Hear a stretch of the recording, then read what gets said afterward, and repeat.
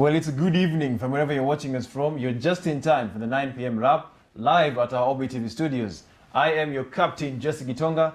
Landing gears disengaged. Let's take off.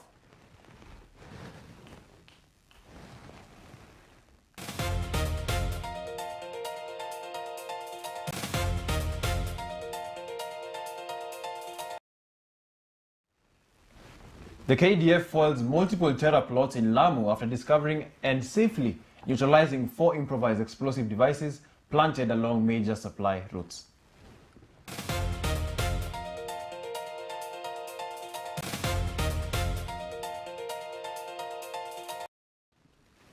The DPP tells the Kibra Law Court that former OCS Samson Talam and his co-accused deliberately assaulted Albert Ojwang to death before allegedly attempting to cover up the crime.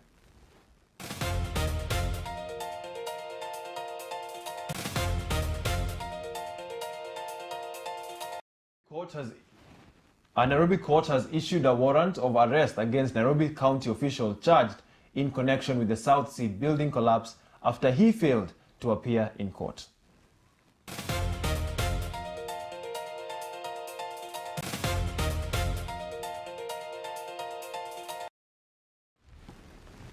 Well, you can join in the coverage live through our social media platforms at OBTV Kenya, hashtag the 9 p.m. wrap, or you can reach out to me on my social media platforms at the Jesse Tosh.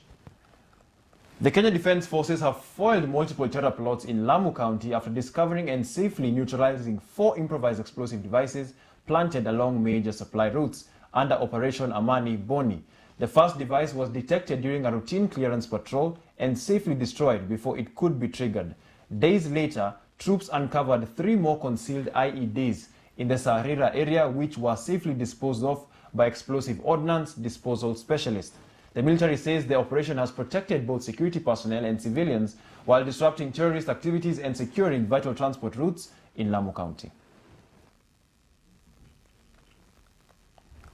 The Director of Public Prosecutions has told the Kibra Law Court that former Central Police Station OCS Samson Talam and his 5 co-accused deliberately assaulted Albert Omondi Ojwang to death before attempting to cover up the crime. The prosecution says Ojwang arrived at the Central Police Station alive after his arrest but was found dead the following morning while in police custody. The DPP says medical, forensic and CCTV evidence will show that Ojwang's injuries were inconsistent with the initial police account. The 6 accused persons have denied the murder charges.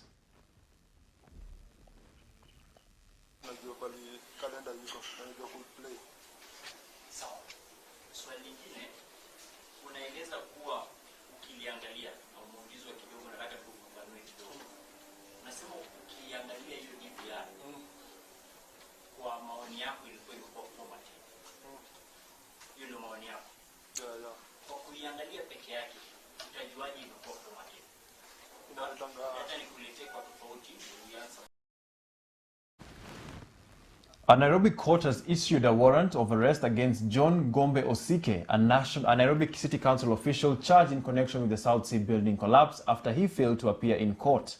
Gombe is accused of willfully failing to support the construction of Mamzil Towers despite alleged non-compliance. The prosecution had sought warrants against several accused persons for failing to honor court summons.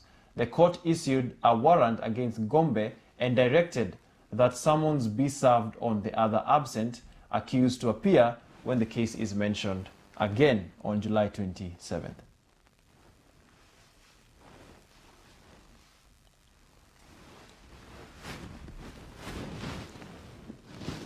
The announced nationwide boycott that will have courts across the country grounded on Wednesday by LSK is escalating the standoff between lawyers and the judiciary. LSK says the boycott is in response to what it describes as persistent graft, misconduct and a lack of accountability within the judiciary. However, sources within the Judicial Service Commission, the judiciary and the Kenya Magistrates and Judges Association have rejected the claims.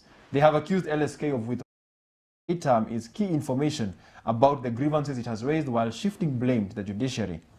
The boycott is expected to disrupt court operations nationwide as tensions continue to grow between the two sides.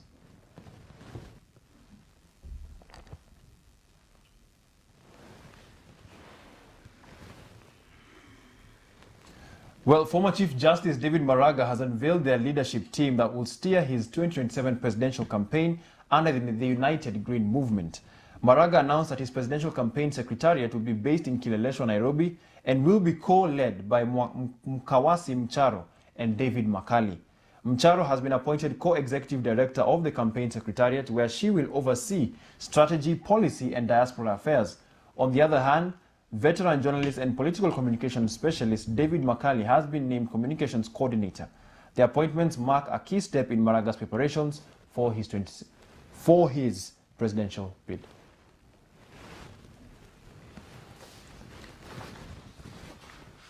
Well, let's take a short commercial break, but remember to buckle up. We'll be back with more.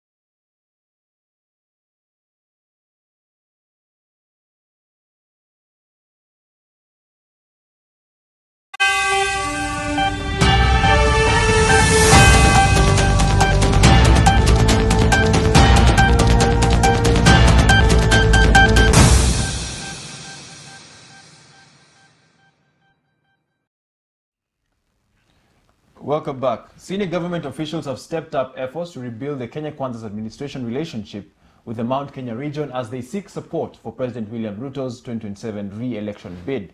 Speaking during an education day at Mbiriri Comprehensive School in Kieni, Nyeri County, the leaders called for what they termed dialogue, reconciliation, and renewed cooperation with the government. They acknowledged the growing dissatisfaction in the region following the impeachment of former Deputy President Rigathi Gachagua, saying the political tensions have affected engagement with residents. Government spokesman Dr. Isaac Mwaura urged residents to continue supporting President Ruto, saying it would safeguard the region's influence in government and sustain development. Other leaders have also appealed for forgiveness where the government had fallen short, pledging to address residents' concerns as part of efforts to restore confidence ahead of the 2027 general election. North Rift leaders have called for urgent government intervention to support farmers after a prolonged dry spell devastated maize farms across the region, raising concerns over the country's food security. Speaking during the launch of the Integrated Natural Resources Management Program at the University of Eldoret, Uasin Gishu Governor Jonathan B. said the drought has destroyed about 6 the county, leaving farmers facing heavy losses.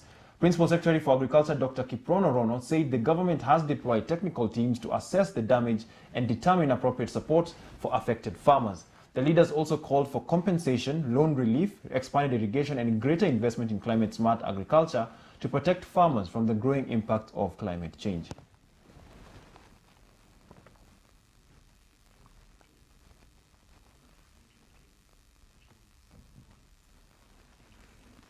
Kericho woman representative Beatrice Kemei is urging expectant mothers to deliver in health facilities, saying skilled birth attendance remains key to reducing infant deaths and protecting the health of both mothers and newborns. While attending a funeral service at Kericho Golf Club, Kemei said many childbirth-related complications can be prevented through timely access to skilled healthcare, emergency obstetric services, and quality newborn care. She also called for greater investment in maternity facilities, medical equipment, and health workers, while urging families to support expectant mothers through regular and antenatal clinic visits and hospital deliveries. The Kenya Universities and Colleges Central Placement Service (KUPS) has launched an instant admission portal to enable KCSE graduates who scored a C+ and above to secure university placement immediately after applying. The new digital platform allows eligible applicants to search for available degree programs, confirm their eligibility, as well as receive instant provisional placement without waiting for the regular placement cycle. KUPS says the initiative is expected to simplify the admission process and improve access to university education while ensuring more qualified students secure placement in available courses. On some politics now, coastal leaders have been urged to close ranks and support William Ruto's re-election bid in the 2027 general election, with the government saying political unity is key to sustaining development in the region. Speaking during a meeting with UDA grassroots leaders in Jomvu, Mombasa County, Presidential Political Advisor Karisa Nzai said a united coast would strengthen the region's voice, attract more government investment and ensure the completion of ongoing development projects. Sisi viongozi wa eneo la Pwani tunapaswa kuwa sauti moja. Na waomba tukue kama sauti moja. Hii Pwani nzima yote iko na watu ambao wanajielewa. Na mimi nawaomba viongozi wenzangu wote mahali popote na kila mahali tuweke amani na tuhakikishe William Samoei Ruto tunamrudisha kwa nguvu kwa yale ambayo ametuonesha na ametufanyia hapa. Kwa sababu mgala muue na haki yake umpe.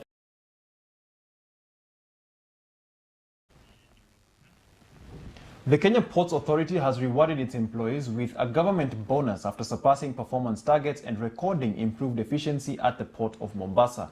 The incentive follows a directive by President William Ruto after KPA recorded a historic 24 million 20-foot equivalent units during the 2025-2026 financial year, alongside faster cargo handling and reduced vessel turnaround times. DOCK Workers Union officials welcomed the bonus, saying it recognizes the dedication of KPA employees and the impact of ongoing reforms, including modernization, digitalization, and improved port management.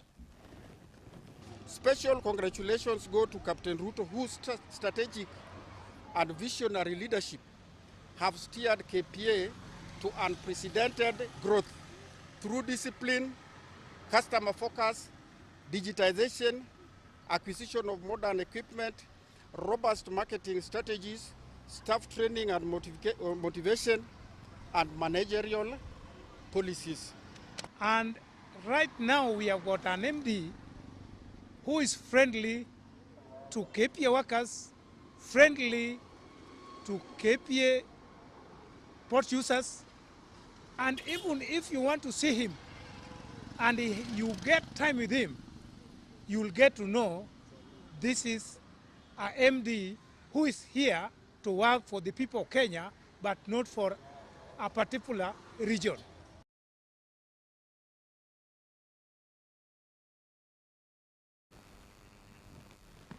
Well, with that, I think let's take a short commercial break, but remember to buckle up. We'll be back with more.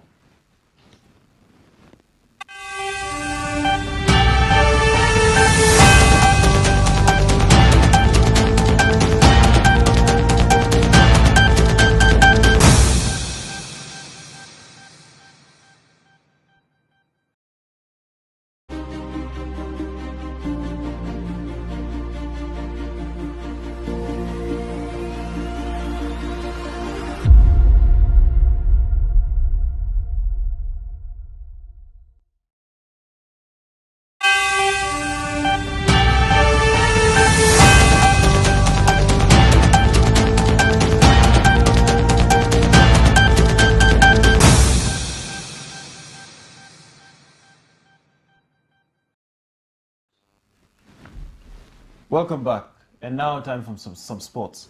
New Gor Mahia goalkeeper Humphrey Katasi has defended his decision to leave AFC Leopards for the record FKF Premier League champions, describing the controversial move as the career progression he had long been waiting for. Katasi completed a 2-year move to Kogalo after leaving AFC Leopards as a free agent when the two parties failed to reach a contract renewal agreement. The transfer has generated significant debate among Kenyan football fans, given that the direct moves between Gor Mahia and AFC Leopards remain extremely rare due to the historic rivalry between the two clubs, which dates back to the 1960s and has produced some of East African's football's biggest matches. AFC Leopards have strengthened their attacking ahead of the 2026-2027 FKF Premier League season, with Ingwe landing Gambian striker Musa Cisse and Homeboys completing the signing of Tanzanian forward Ibrahim Joshua from Tusker FC. AFC Leopards have completed the signing of Cisse from Falcons FC on a 2-year contract, strengthening an attack that had emerged as a top priority following the departures of Christopher Koloti, Victor Omune and Maxwell Otieno.